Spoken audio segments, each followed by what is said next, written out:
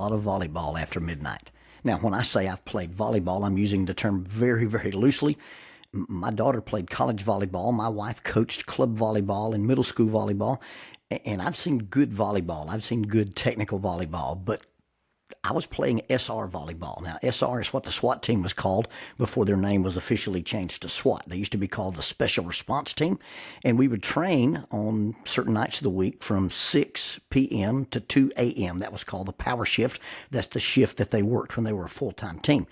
And so after training, we would often go back to the field office and we would run. We might run down the old airport, and then down beside Airport Road, we might run the golf cart tracks on the old golf course there, the municipal golf course that was on Airport Road.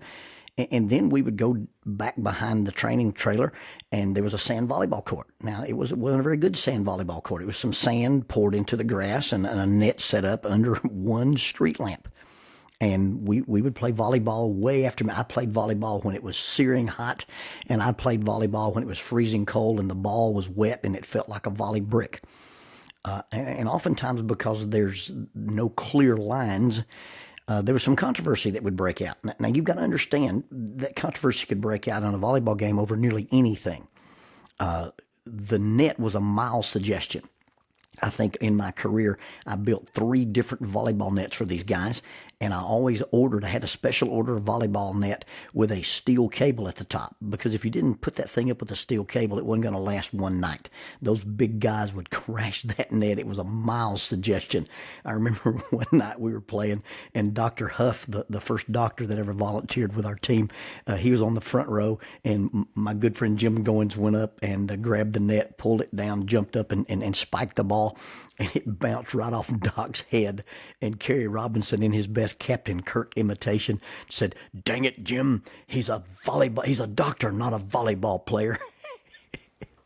Now, we often had controversy over whether the ball was in or whether the ball was out. We didn't worry about anything like a lift or a double. Those rules just didn't matter. And as the chaplain of the team, I often got asked to resolve these disputes. Lonnie, was it in or Lonnie, was it out? Because they trusted me to be honest. And I held that distinct privilege of being the solver of controversy until the flag football game, when I called Bob Danoon's greatest single-handed touchdown back. Now, in all fairness, Bob and I had agreed that the boundaries would be the ditch on both sides. This was at the old Johnson High School. And, Bob ran away with the ball, but you could only see it from his shoulders to his head. So he was clearly running in the ditch. And when they asked me, I said, well, I think he was out of bounds. Bob's never forgiven me. And he says that I stole the greatest SWAT team flag football touchdown from him on a controversial, dishonest call. Well, we often had these controversies over volleyball too. And this is the days before Mike Weeks. Mike was a Vietnam-era Green Beret. And one night we were fussing so bad about the volleyball lines that Mike brought some det cord, a fast-burning fuse, out of the trunk of that old Bronco that he drove, and he marked the court off with 4 stakes in this det cord. He looked at me underneath that flop hat that he wore with a cigarette in his mouth, and he said, "You might want to duck, preacher." And I laid down behind a dog barricade, and he blew this thing up and marked the volleyball court off with this beautiful little ditch. Well, this is before the days of the ditch. And so we were just playing with roughly defined lines, and Jim Goins and Mickey Allen kind of got into it. And they were disputing whether the ball was in or whether the ball was out. And earlier in the night, there had been a dispute, and Jim had won the argument and had been granted the idea that his opinion was right. Well, now it was Mickey's turn to get some payback. And so he was fighting or fussing about the ball being in or the ball being out. And Jim basically, intimated that he might be a cheater. And Mickey goes, "Well, you're calling me a cheater?" And Jim goes, "Yeah, I'm calling you a cheater."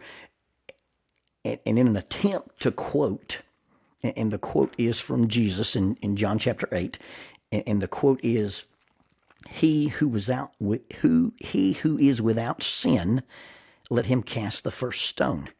And so Mickey's trying to say that. He's trying to say, you're calling me a cheater, but you're actually a cheater yourself. And so he's trying to quote that. And he's trying to quote it, obviously, in King James English. And so he looks at Jim standing there in the dark, and he goes, he who casteth the first stone, and Jim immediately interrupted him and said, usually wins the fight. Book of David, I heard Lonnie preach on it.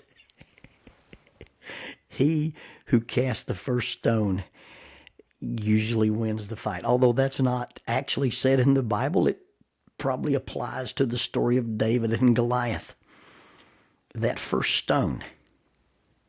You know, it was explained to me one time by Tiger McGee in a 45 class that I took, that it's not the first shot that wins a gunfight, it's the first hit. Tim Larkin, in his target-focused training on self-defense, and I'm not promoting Tim Larkin's material. Tim Larkin is a guy who sells stuff. But one of the things that he says is, you know, whoever wins the fight is the first person to cause injury. You think about initiative in a fight. I just recently heard the term battle rhythm. In football, you talk about momentum, or in athletics, you talk about mojo.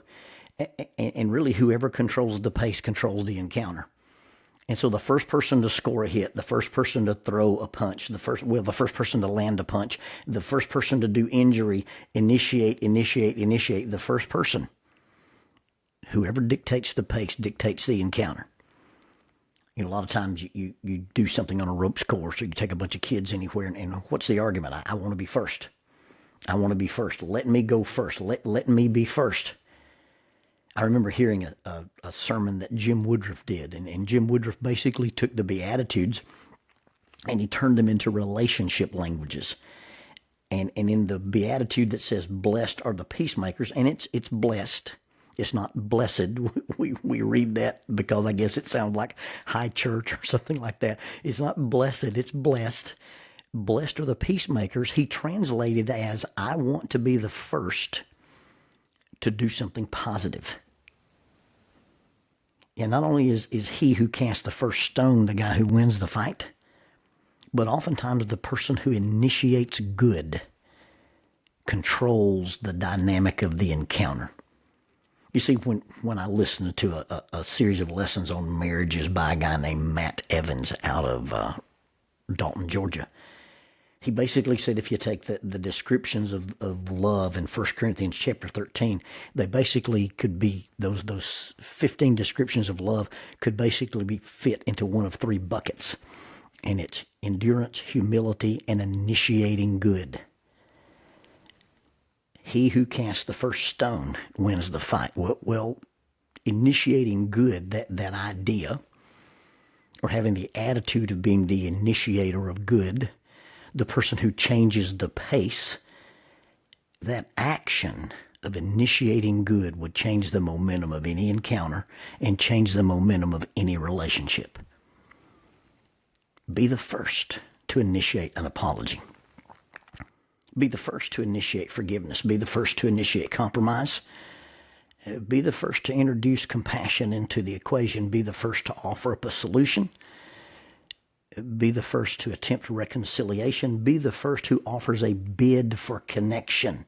We often are waiting on the other person to say something or do something, and it's almost like the Abilene paradox.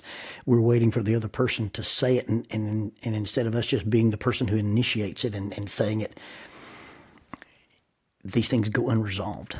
They build up and they pile up and they become a backlog of unfinished business. He who casts the first stone usually wins the fight. Well, you know what? The person who does the first thing positive,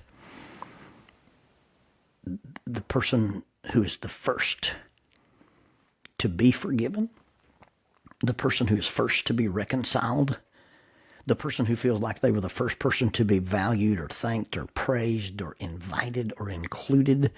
Just think about the tremendous change that would happen in the dynamics of our encounters, whether they're controversial, whether they're conflicting, whether they're adversarial, or whether they're just day-to-day relationships with our parents and our children and our loved ones, if we decided to let them experience being first. And we were the person who said, let me be the first to do something positive. I think it would be very surprising how many fights could be won, in quotations, by just simply putting first things first.